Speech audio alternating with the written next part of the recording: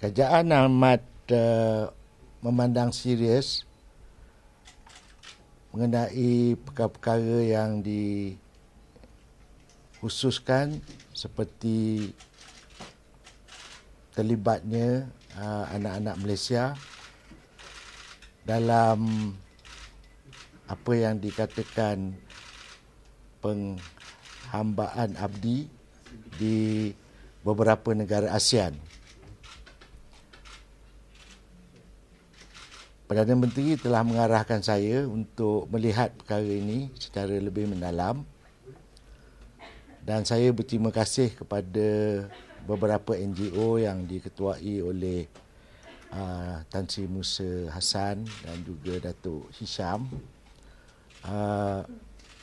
sehingga kita rasa terpanggil untuk membawa perkara ini dalam mesyuarat Kabinet esok.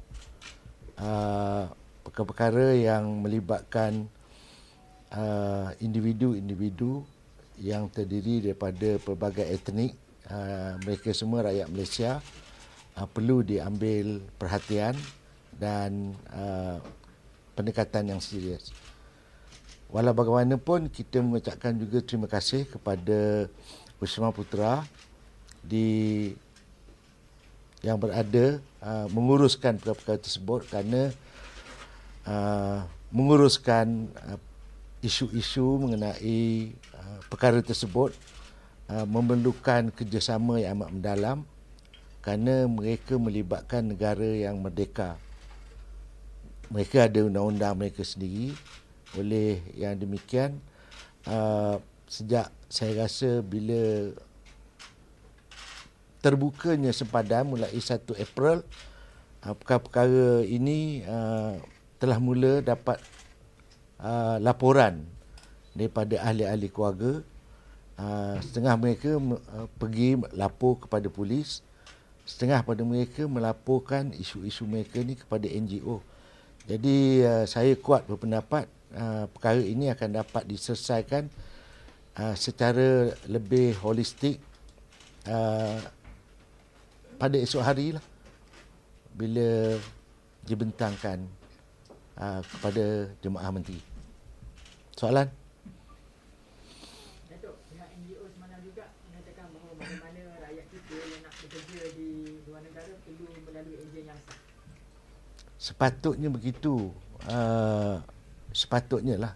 Tetapi ada pelbagai cara sekarang. Mereka kadang-kadang mereka tidak berterus terang, mereka keluar menggunakan pasport biasa dan tidak, maknanya within ASEAN kita boleh datang ke mana-mana negara selama 3 bulan, tak silap saya, social visit. Jadi mereka tidak menyatakan hasrat mereka untuk bekerja. Kalau kita bekerja, kita memerlukan permit yang berbeza. Jadi antara proses inilah biasanya rakyat kita tertipu. Dan tertipu ni hanya berlaku bila dia tahu yang dia kena tipu. Sebelum tu dia tak rasa yang dia tertipu.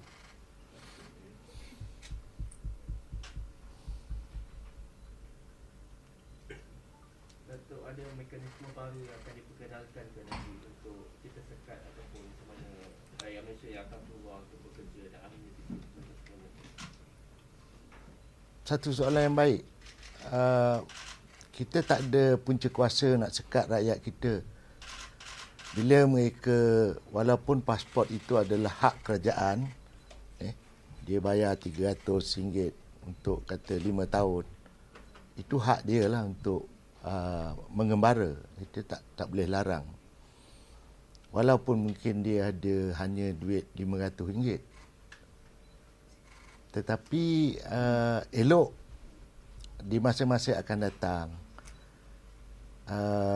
mereka yang nak mengembara ke luar negara, beritahulah kepada saudara mara, ibu bapa, tujuan nak pergi ke mana-mana negara.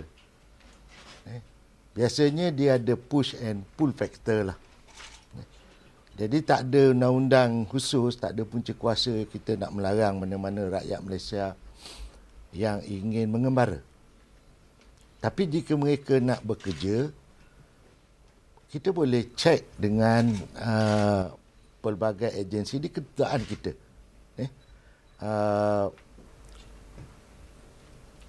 Majikan-majikan Malaysia yang mempunyai industri mereka di negara-negara ASEAN lain amat banyak. Mereka boleh cek, recheck sama ada kerja-kerja yang dielankan itu adalah betul-betul tepat dan genuine. Datuk, setakat ni berapa ramai yang jadi mangsa yang official? Yang buat laporan polis tu kita adalah. Seperti yang dinyatakan oleh kenyataan press release oleh Wisma Putra. Umpamanya di Kemboja, kita dapat laporan 153 dan kita dapat rescue 133. Jadi ada tinggal 20 orang aja yang balik. Tapi itu yang buat laporan. Tapi ada juga mangsa-mangsa yang tidak buat laporan. Ini yang menjadi sukar untuk bahagian penyelamat yang berada di negara-negara yang saya nyatakan itu melakukan bawa balik mereka.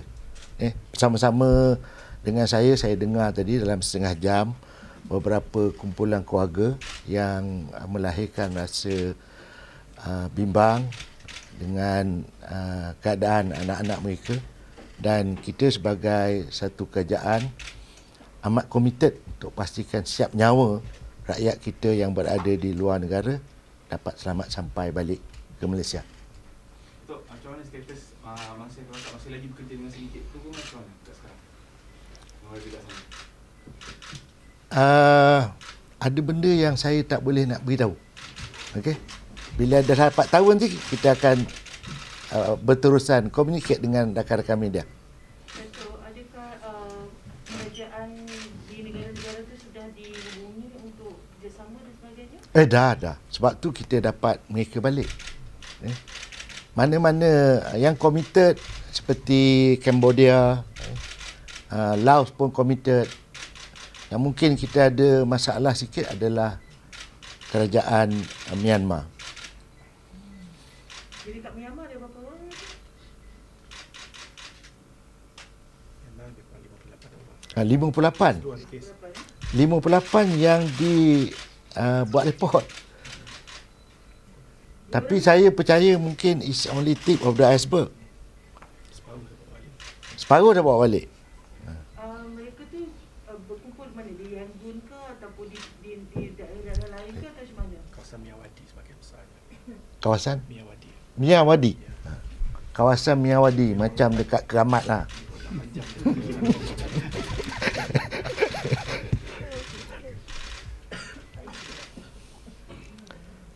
Tapi maksudnya mereka ni telah diselamatkan atau macam mana?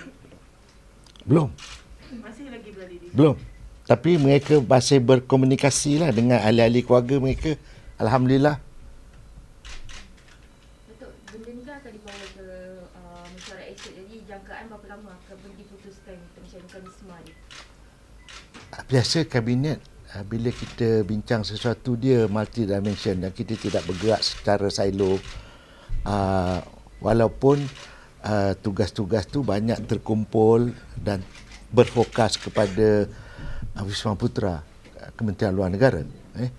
Kerana itulah dia kita punya center of the gravity, ground zero kita kat sana. Tetapi untuk dapatkan kerjasama, kita ada hubungan, umpamanya polis dia ada ASEAN Apol, dia ada rangkaian keluarga polis di antara negara-negara ASEAN. Itu tak masuk lagi immigration, networking di antara. Jadi biasanya bila kita berbincang dalam kabinet, dia ada lead agency atau lead kementerian yang lead, tapi dengan kerjasama daripada agensi-agensi lain juga. adakah isu akan dikonflik antara ASEAN plus China supaya isu boleh ditangani bersama? Ismail Putra biasa. Itu kita ambil maklum. Kita ambil maklum. Biasanya bila ASEAN Head of Minister meeting, benda-benda ni akan dibincang di peringkat senior SOM lah, Senior Officer Management, dan juga perbincangan meja bulat di antara ketua-ketua negara dalam ASEAN. Datuk, macam mana kan yang masa-masa ini boleh find out yang dia baru boleh find out dia kat sana, baru find out yang dia ditipu, bukan maksudnya before that. Macam Ini proses tu dia macam sebelum dia tak ada proses macam sangat mencurigakan. ya, betul. Daripada perbincangan saya dengan ahli-ahli keluarga, mereka tak perasan yang mereka ditipu. Hanya bila dah ada macam tipah tertipu lah. Kalau dah tahu tipu senang kan.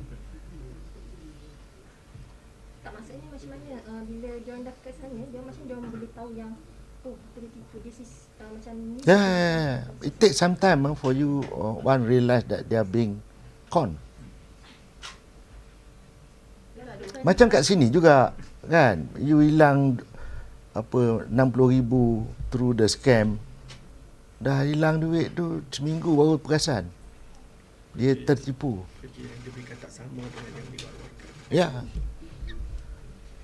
Dalam masa-masa yang terlibat ni berumur berapa, dan adakah mereka ni kurang kesedaran ke terhadap macam isu ni? Oh, ini kena panggil profesor kat universiti buat kajian.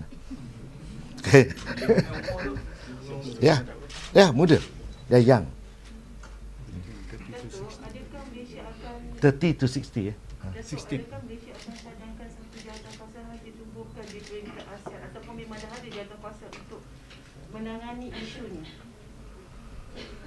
Because this is, I suppose this is not something new. Probably sebelum ni pun dah ada. Jadi adakah kita nak cadangkan satu ataupun mungkin dah ada pun jawatankuasa khas untuk mencangkan jenayah, Ada. not just Tak ada. Ikhwan lah, tapi jenayah rentas pandang negara. Ya, satu cadangan yang baik. Let me digest it and then saya narratekan dalam kabinet.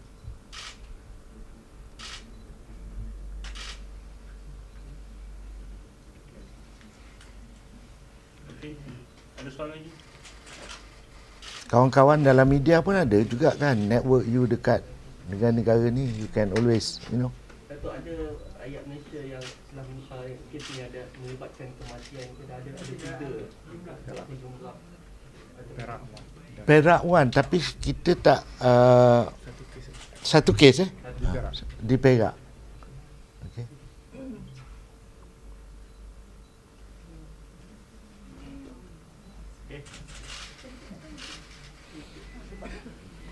Jalan luar sikit kan?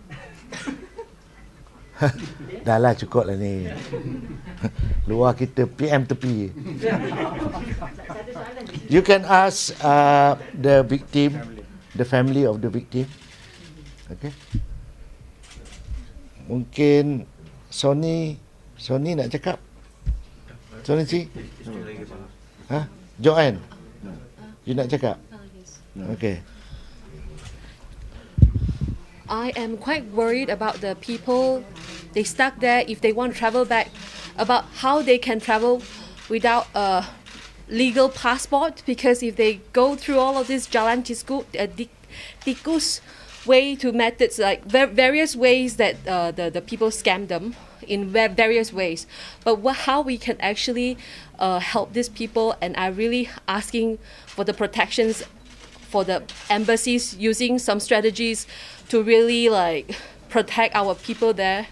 So this is what I concern, and then this we are so sad now as the families of these victims, and then I really hope that they can come back safely, and really like God bless these children and really come back safely, because they are really priceless, and I really wanted to say that there's no more slavery in this world, because now we are living in 2022 already.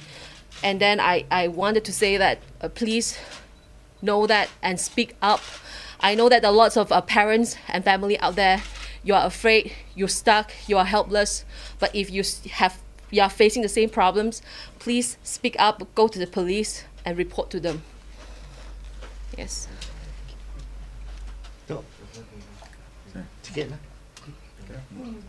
Bismillahirrahmanirrahim. Assalamualaikum, salam sejahtera dan juga salam kemanusiaan. Pertama sekali saya mengucap ribuan terima kasih pada Datuk Dr. Abdul Latif Ahmad, Menteri di Jabatan Perdana Menteri Tugas-Tugas Khas, kerana menganjurkan pertemuan pada hari ini. Kita telah mengadakan beberapa siri berjumpa dengan Wisma Putra dan menghantar memorandum ke Kedutaan Myanmar, dan siri yang ketiga menghantar memorandum kepada Perdana Menteri untuk menarik perhatian Perdana Menteri. Kita merasakan bahawa keperluan untuk Perdana Menteri campur tangan dalam isu ini, dan saya berbesar hati hari ini dengan adanya pertemuan dengan Datuk Dr. Abdul Latif Ahmad beliau telah memaklumkan akan memanjangkan isu ini kepada Perdana Menteri. Ini yang kita sangat-sangat perlukan. Kerana buat masa ini kita melalui kajian kita tidak nampak penyelesaian dapat dilakukan tanpa pelibatan ketua-ketua kerajaan. Jadi kita hari ini berharap merayu bagi pihak keluarga mangsa yang anak-anak masih lagi berada di sana. Sebenarnya data tidak dapat diketahui jumlah yang sebenar. Jumlah yang dilaporkan dengan jumlah yang ada berbeza-beza. Maklumat yang kita dapat sangat berbeza. Jadi kita tak boleh nak umumkan berapa jumlah yang tepat kerana tidak ada satu mekanisme untuk tahu jumlah yang tepat. Walau bagaimanapun, saya yakin dengan penglibatan Perdana Menteri dalam membantu atas semangat keluarga Malaysia, saya mempunyai harapan yang tinggi dan keluarga-keluarga mangsa yang ada hari ini datang memberikan harapan yang tinggi supaya Perdana Menteri dapat menghubungi ketua-ketua kerajaan, berunding dengan cara yang sesuai, secara diplomatik ke, cara apa-apa ke saja untuk menyelesaikan masalah ini. Saya dengan ini mewakili keluarga mangsa mengucapkan ribuan dan jutaan terima kasih kepada pihak kerajaan Malaysia, khususnya pihak YB Menteri dalam berusaha untuk menyelesaikan masalah ini. Terima kasih banyak-banyak. Terima kasih. Terlebih dahulu saya ingin mengucapkan ribuan terima kasih kepada Yang Berhormat Dr. Latif Datuk Dr. Latif kerana telah berjumpa kami pada hari ini dan juga pada family. Dan di sini saya berasa bangga kerana kerajaan Malaysia mengambil serius perkara ini dan akan mengambil tindakan-tindakan yang tertentu untuk menyelamatkan mereka. Dan di sini saya telah juga membuat hubungan dengan pihak polis iaitu ATPSOM, di mana saya telah akan cuba mendapatkan beberapa maklumat-maklumat lagi agar pihak polis kita juga akan menjalankan siasatan dan insya-Allah akan membantu juga dalam menyelamatkan mereka. Dan saya ucap terima kasih lagi sekali Yang Berhormat Datuk di atas. Terima kasih.